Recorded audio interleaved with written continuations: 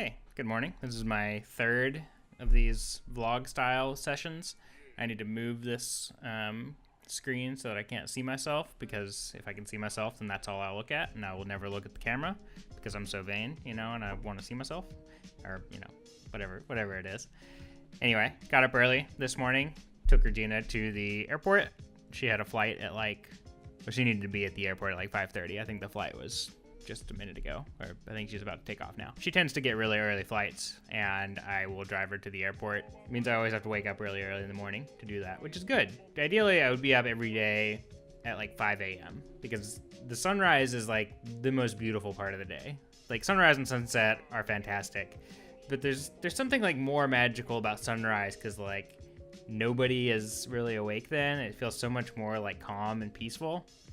And so I really like being up in the morning. I just don't do it as often as I would like. And so rather than go back to bed as soon as I got home, I decided I'm going to stay up and make it through the day. And I have some coffee here that Dustin brought me yesterday. And I had been taking a break from coffee for a couple of weeks. I had some on Regina's birthday, and that was a month ago. Yeah, a month ago, and I feel I was kind of crazy that day, and I didn't really like who I was then. I don't like the person I become when I drink too much coffee, because I get really willful and aggressive and just oh, I gotta go do my thing, and that's not a great place to be if I want to be social, and I want to be a social person. Coffee is kind of helpful for something like this, where I need to be a little more animated than I would be if I'm just having a conversation with the person. In a video, just me looking at a camera here, and in order to have it be exciting for you, I need to be what they say, 110% yourself. And I really don't like the 110% thing. I'm very 100% is the absolute maximum, and that's how that works. But I digress. So I don't drink coffee much, and yesterday I had it after just having green juice, and then I felt kind of crazy for the rest of the day. And I was well, today I'll try again, and I'll have breakfast, and then I'll have coffee. But I'm still feeling a little crazy, so maybe I just have to continue to not have coffee. I had been drinking oolong tea, which is really tasty, and I also have some green tea that's really nice, and I really enjoy those. I just saw something the other day that made me really want a cup of coffee, but I'm just kind of disappointed every time that I have it. It's good, and coffee can be amazing and flavorful, but it's always still a little dark and a little heavy, when compared to tea, or drink a juice or anything else that just feels super revitalizing. I had a shot of wheatgrass yesterday, and that was I feel amazing, and amazing in a truly uplifting way, rather than the amazing coffee oh, I've got so much power sort of feeling. Anyway, I'm trash talking it, but I'm still gonna finish this cup probably. And so that's been my morning so far. I came home and cleaned the house a bit, and I got this all tidy for this video. I mean, not super tidy. There's still I'm not gonna rearrange the stuff on that shelf, but what can you do? I actually watched a video that Peter McKinnon did just the other day on your background sucks, and I'm with him on that. I do think that having a nice background is part of making a good video. And when I had the camera in a previous video that I made, I had the camera over here, and it was facing towards a shelf that was over there, and I put a light back there to make that kind of look nice. I kind of like what's going on with the living room over here, since it's a different color. I think that kind of adds a nice there's Autumn. And that's always nice to have one of the cats running around in the background, bringing a little more life back there. So anyway, that is morning so far. I just wanted to turn on the camera and do a little vlogging, journaling, just talk a little bit, because I haven't been writing as much as I would like, and I wanted to do a lot more of kind of processing my thoughts in the morning time before my day gets started. I have finished all of the Nooklin work that I had lined up, and I'm not picking up any for the rest of the week because I want to focus on editing these Splinter Creek photos, and I'm very, very excited about. but I'm still like kind of hesitant to work on them just because like, you know, I learned architecture photography from Mike Kelly, and I learned from him a very like editing intensive, like whole lot of Photoshop techniques where there's like you do a lot of the work on the computer afterwards and piling together different photos to make this finished thing. And maybe it's just because I don't have that much experience with it that it's still like difficult and kind of like daunting for me. But I just don't want to spend that much time on the computer. You know, like what I love about photography is being at the place and making the photos. Like being on site and using the camera and the gear and like seeing the place in person. That's what I really love. Like sitting here for hours just like clicking away sucks. I hate it.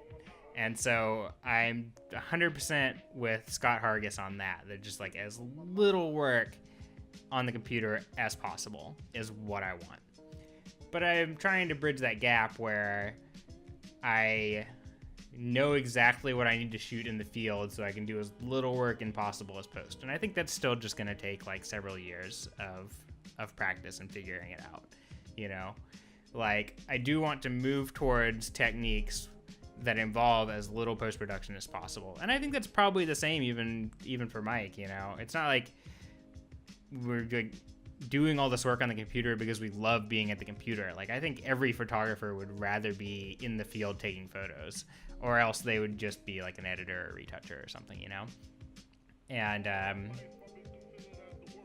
so that's something that I have been struggling with and thinking about. As far as like new frontiers of photography for me, focusing more on field techniques and less on post-production is the route that I'm looking to go. And so while I still have all these stuff that I shot there, you know, like in each room I took like 20, 30 frames with different lighting and different things that I'll end up compositing together. But I want to really look for those ways that I can just take a single image. Like in the old days, and you know, people didn't use all these crazy compositing techniques. You know, you had a film camera, you got everything just how you wanted, click, done. And it sounds great. It sounds so much better than like taking 50 frames and, you know, compositing them all together over the course of like 5 hours of just like sitting here on the computer. And I like my computer, like don't get me wrong, but like it's so much nicer to spend more time on location, you know, because like I do this work because I love seeing and appreciating these beautiful places, and like you appreciate it so much more when you're actually there. And so like, you know, and the message behind so much of it is like you should want to be at this place. And what do you do when you want to be at a place? You go there. And like, so that's kind of the objective with the images, is that you like when the image is of a place that you're able to go to, like not somebody's private residence that's, you know, inaccessible, but for a place that is accessible, that you would be like, this looks great, I want to be there. And then you go. And that's like, you know, a job well done. And in the case of the places that you can't go, it'd be like, well, I want my house built like that, you know? And those are kind of the ideas behind the architecture photography that I do, is that like, you know, I want to open up your ideas, you know, so that you can see something and be like, that could be my life. I want that life. You know, I knew I wanted something, and I saw that, and that helped me solidify it. I understand myself better as a result of having experienced this, even just this little bit through this photo, you know? And, you know, I can't say that I have it like 100% knocked out, that's like exactly what photography means to me. You know, but it's one of the things, you know, it's something. It's more than not having an idea at all, you know? And, but you know, architecture photography is just part of the field for me. It's like, it's the primary source of my work and my income, but I also really love food, and food is how I got started in photography. And like, what do I love about food? Food is life. It's like currently no humans exist without consuming something, and what you consume has a huge impact on how you exist, like how good you feel, how happy you are, and like you're basically like your joy of the experience of life. Like food can be like just this thing that you're forced to do and you can begrudge it, or you can like thoroughly enjoy it. And I feel like if you have to do it, like you have to consume something to continue to survive.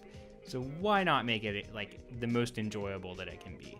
And the same thing with the food and the houses and architecture. Like you have to be somewhere. And so like, should that place be terrible, or should it be the absolute best it can be? And that's what I want for you. I want you to have the most wonderful life experience possible. And if I can help to inspire you to have and to seek out that experience, that's what my work is. It's all about like, here's some possibilities that you could work toward if you wanted, and sure, like the stuff that I take photos of, not everybody is going to want. Like not everybody wants like this like super modern residence. Not everybody wants the foods that I'm interested in photographing, or the cocktails. Some people don't drink at all. Like I used to take a whole bunch of coffee photos, but some people don't drink coffee at all, and like I'm slowly becoming one of those people. And so like, I imagine a day that I won't be taking coffee photos anymore. But there was a time, and for people who really loved coffee and coffee culture, like, I got those photos for you. But, but now with my food images, I try to move more towards like a healthy, holistic, plant-based diet imagery. And, for people who believe in that or want that for themselves, then, those images can go on to inspire them. I was thinking about this recently, that like, nobody is so simple as the just like, I am this one thing, like I'm not just a photographer. Like I'm still a person with all of these other things that I do. But photography is like my main skill as far as profession, right? But will it always be? Like, sometimes I think so. Like, I could take photos for the rest of my life, and that would be fun. But when I picture, like, if I had, like, total financial freedom, like, if I didn't have to work at all and I could just do whatever I wanted, like, would I still go out and take pictures every single day with, like, a big camera and stuff? And probably, maybe not, I don't know that I would just, like, go around taking pictures of this, that, and whatever. I would probably just, like, want to chill out, But, people say that that's, you want to do that for a while, but then you want to start doing something again. And so, like, I do still, like, I love photography, and I even, like, really enjoy making videos, so I think I would probably make a lot more video if I, just had, like, total freedom to do whatever. Because I do like making things. Like, I like cooking because at the end of it, you have a thing, and you can eat it. You have something that you can, like, physically interact with and appreciate. And you can appreciate it with, like, several of your senses. You get taste and touch and smell and sight and... Wait, what are all the senses? Taste, touch, sight, sight, scent, taste, touch. I thought there was another one. But hearing, sound, and here we go. And when you're cooking, you get like the sizzling and the sounds of it cooking. When you're eating, you get like crunches and stuff like that. So it's a full sensory experience. Food is, photography is not quite there in terms of being a full sensory experience, but it does occupy one of our most like bandwidth consuming senses, which is vision. Like when your eyes are open, that is the priority. Like what you see takes priority over everything else. It's like, when you close your eyes, that's when you can amplify or like pay more attention to sound and taste and touch and all of those things. But that's only when you shut down your like vision. And so like for most of our lives, vision is like the predominant like sense that we pay attention to. And maybe that's not the same for everybody, you know? Like I'm sure musicians and people who really appreciate music, that maybe music is or sound is their primary sense, you know? And maybe they hear a lot better than I do, you know? I don't have that like powerful control over pitch and, you know, whatever, that like somebody who spent their whole life playing music or listening to music might. I do like appreciate music a lot. I'm like a, you know, junior audiophile, but that's just because I have sort of an obsession with quality in everything in life. As you know, might have noticed earlier when I was like, your food should be the best, your house should be the best, your like where you go to work should be the best, like your walk to work should be through the prettiest park ever. And so like, why wouldn't I be like, any music you listen to should be like this totally like mind-blowing experience of sound, you know? And like you should feel like you're experiencing it all around you on like layers of depth that you can't even imagine. And I don't know how I got to be like this, honestly. Where like I was just like, experience should be amazing. It should be like the best it could possibly be. But here I am, you know, and I haven't quite gotten there on the sound, you know. There are some layers of that where people can appreciate things that I can't yet hear. The best experience I've had so far was like wearing these nice open-backed headphones and listening to a track that I'd heard before and being like, there is like something else like right over here somewhere that I'm hearing that I've never heard before. And I love that. I love like knowing that there are these like edges to what we experience that we can get to and push beyond. So I know that for sound, and I know that for taste, you know, that you can start to taste more. And obviously your other senses should be the same, right? Like if you really paid attention to touch, you could really like amplify your ability to like discern things by touch, right? And so it's the same with vision, you know. My life's work as a photographer is to learn to see better, to see things with a clarity and a perception that maybe other people don't, so that I can say like, you might not have seen this, but I see it and I can show it to you now. That's the journey, right? So that was a decent bit of rambling for the morning. We're at about 20 minutes now, and usually my objective is to write for 20 minutes. I don't know if anybody is going to watch a video on YouTube of me rambling for 20 minutes, or, you know, not just YouTube, but wherever. But here it is. So we've got about 20 more seconds to get to 20 minutes, and I'm going to go for it and keep rambling for 8 more seconds so I can get to 20. I appreciate you watching this, if you watched it all the way to the end. And oh wait, it might not be 20 minutes if I edit out a little bit earlier, but it doesn't matter. I got close enough, right? And so no, I already talked about what I'm going to do today. I could talk about this little setup I've got over here, but that's enough.